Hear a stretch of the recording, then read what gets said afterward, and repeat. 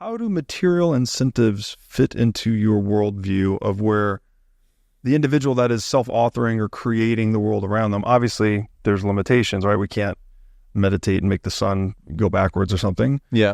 How do material incentives fit into that framework? I mean, like anything, it's all relative to your perspective. You give, if we went to Brunei right now, gave the Sultan of Brunei a brand new Ferrari, he'd be like, give it to my cousin. Right. He's got 15 of them in his garage, right? Like, so it's all relativity again, relative to perspective. Right. You go to somebody on the street who's struggling and they're working 3 jobs and making 30 grand a year and they're exhausted, you give them a Ferrari. There might be the initial reaction, no, you got the wrong person. Right? Like their language, their narrative is, no, they don't deserve it. Did I win a competition? But I don't deserve that. Yeah. Again, there's no truth there, but that is their reality, which will give rise to the reality that they keep perpetuating. Interesting. So the whole world of materialism is invariably, just like anything, relationships, health, an extension of the you that you are for yourself based in this deep code. Right. So when you get to a place, I for sure, being completely honest, like anybody when I was younger, I was enamored with the world of materialism, right? Because that's where we, as collective, like money, we ascribe value. Yeah. The more I discover through my own processes, and I'm a work in progress like anybody else, I might be at the bow of the boat a little more than some people so that I can lead or at least, teach, is the more I discover the true value of what it is to be human, which is to be free. And as I said earlier, true success is to be at peace.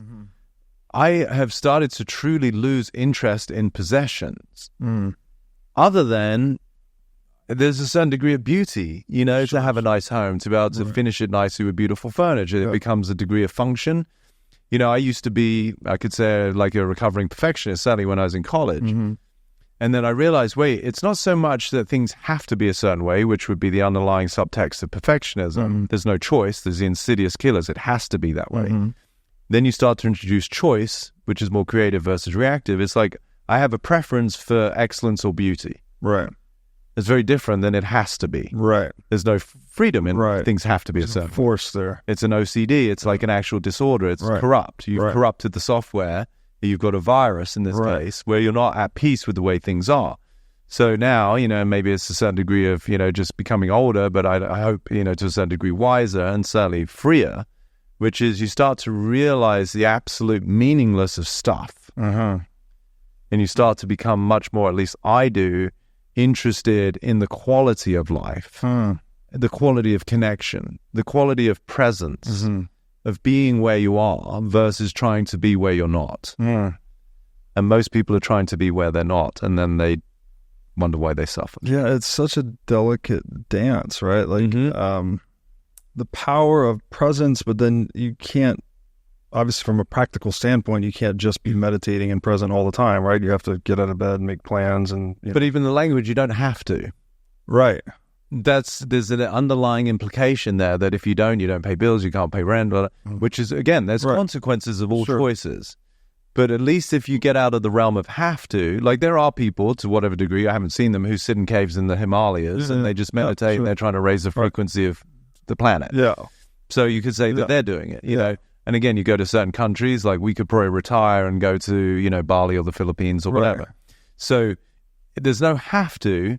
It occurs that way. That's how it occurs. Gotcha. You don't have to pay taxes. Right. And some argue that you literally don't. Like it's a completely corrupt system. Yeah. And if you had all the resources and the great attorneys, maybe you wouldn't. Yeah. But there are consequences. You don't have to stay in the speed limit. I know because I have a point on my license. Right.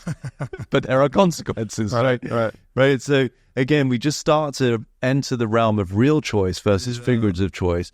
Conscious creativity versus unconscious reactivity. These are very different domains. It's this reminds me of my mom passed away recently, but she had a lot of redneck wisdom that she used to share, and she had the saying that stuff don't matter, people do. Yeah, it's like one of these kind of redneck Tennessee things she used to say, but it's like sort of resonates with what you're saying. Like ultimately, when you're on your deathbed, you're going to reflect upon the relationships you had, the connections you had, the moments you had with those people that you loved, the things you owned and possessed, right? And as an and in there, some of the things that you will reflect on and remember and cherish are the moments you had with people because of the space you had, the vacation you went on, right. that did require a building or an Airbnb, or you bought a nice house in Europe, or so it's both, right? We want to make space.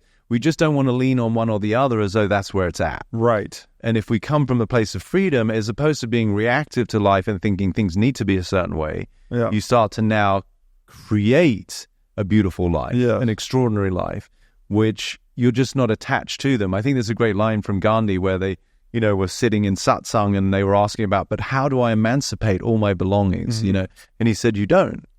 You just have to emancipate yourself from the you that thinks those belongings are important. Right. Then you can have all the trappings in the world. You're just no longer attached, as though that's where your value resides. Right.